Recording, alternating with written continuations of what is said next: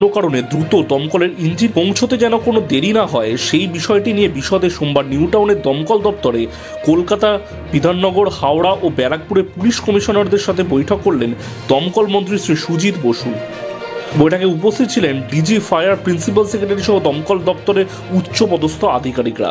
আমরা বিশেষ করে আমাদের ডিপার্টমেন্টের সাথে কলকাতা পুলিশ কমিশনার মনোজ ভার্মাজি আছেন, আমাদের মধ্যে Howrah police commissioner, Bidhannagar police commissioner এবং ব্যারাকপুর পুলিশ কমিশনার, চারজন পুলিশ কমিশনার এসছেন, যারা কলকাতা এবং কলকাতার লাগোয়া যে সমস্ত কমিশনারগুলো আছে তাদেরকে আমরা আজকে, এবং আমাদের ডিপার্টমেন্টের সেক্রেটারি আছেন খলিল আহমেদ সাহেব, এবং আমাদের মধ্যে উপস্থিত আছেন ডিজি সাহেব আমাদের সঞ্জয় মুখার্জি সাহেব।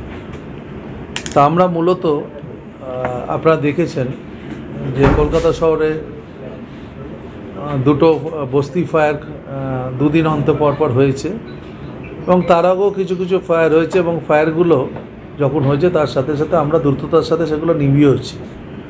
যদিও এই ফায়ারগুলোতে কোনো বড় ক্যাজুয়ালিটি নেই, কোনো রকম ইনজুরি নেই কিছু, কিন্তু তা সত্ত্বেও আমরা এটা মনে করেছি যে এই সার্ভিসটা যাতে আমাদের আরও ভালো করে যাতে কিছু কীভাবে করা যায়, তার জন্য আজকে আমরা একটু পুলিশের সাথে ডিপার্টমেন্টের আমাদের ডাইরেক্টরও এখানে আছেন, স্পেশাল সেক্রেটারি আছেন, এবং সমস্ত ডিওফোদের নিয়ে আমরা একটা সমন্বয় মিটিং করলাম।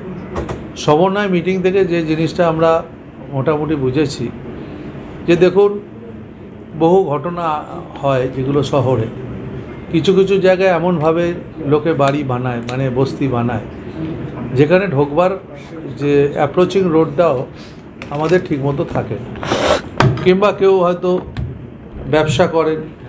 ব্যবসা করছে, আমাদের কোনো আপত্তি নেই, কিন্তু আমি দেখেছি যখন বাগড়ি মার্কেট কিংবা বাগড়ি মার্কেটের উল্টো দিকে যে মার্কেট আছে সেখানে আগুন লেগেছে, আমরা ঢুকতে গিয়ে সেখানে ঢুকতে পারছি না, সেখানে এমনভাবে ডালা নিয়ে লোক বসে গেছে।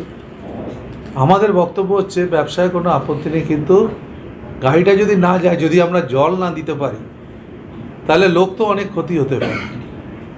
সেই জন্য আমরা আজকে কতগুলো ডিসিশান আমরা আজকে নিয়েছি, আরও বেশি করে যাতে ভালো করে মনিটরিং করা যায়, ভালো করে সবার সাথে লিয়াজও মেনটেন করে পুলিশ এবং দমকল একসাথে মিলে যৌথভাবে আমরা যাতে এই কাজগুলো করতে পারি। এমনকি বস্তিতেও যারা বসবাস করে, সেখানকারও যারা ছেলেরা থাকে, তারাও অনেক সময় আমরা দেখেছি যে একটা জায়গায় যখন কোনো আগুন লেগেছে, সেই বস্তির লোকেরা বালতি মগ সব নিয়ে তারা নেমে পড়ে, প্রাথমিকভাবে সবাই চেষ্টা করে।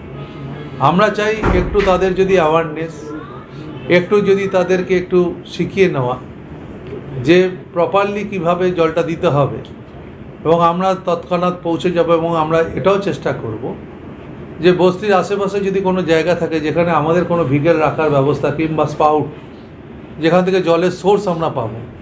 যেমন সেদিনকে আমি বলি, আমাদের তপসিয়ায় যে আগুনটা হয়েছিল, আমি নিজে গিয়ে সেখানে দেখেছি যে খালের দুধারে যেভাবে বস্তি আছে সেখানে লোক কিছু প্রবেশ করতে পারছে না। তা লোক যদি প্রবেশ না করতে পারে, আগুন এভাবে কী করে?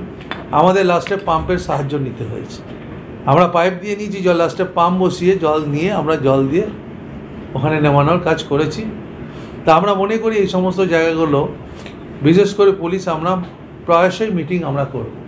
আমরা ঠিক করেছি মান্থলি ডিভিশনাল লেভেলে আমরা ডিসি থাকবেন, আমাদের যারা ডিওফোরা আছেন তারা মান্থলি মিটিং করবে, এবং আমরা একটা হোয়াটসঅ্যাপ গ্রুপ তৈরি করব, আর একটা আমাদের এসওপি তৈরি করব, এবং ম্যাপিং একটা করব।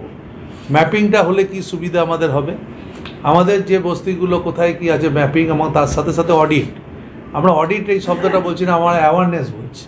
আমরা অ্যাওয়ারনেসের জন্য এবং তার পরবর্তী সময় ব্যবস্থা নেওয়ার জন্য আমরা বস্তিগুলো একটু সার্ভে আমাদের লোকেরা এবং পুলিশ মিলে করবে, যে কোথাও কিছু আগুন যদি এই ধরনের ঘটনা না ঘটে, তার জন্য একটা অ্যাওয়ারনেসের জন্যে আমরা বিভিন্ন জায়গায় এইগুলোকে দেখতে যাব কিছুদিনের মধ্যে। সামনে গঙ্গাসাগর আছে, আমাদের একটা টিম, সবাই তো গঙ্গাসাগর যাবে না, কিন্তু কিছু টিম আমাদের খুব দ্রুততার সাথে আমরা 1 তারিখ থেকে সম্ভবত আমরা নামাবো, এবং সেই নেবে, তারা দেখবে, তার সঙ্গে পুলিশও থাকবে।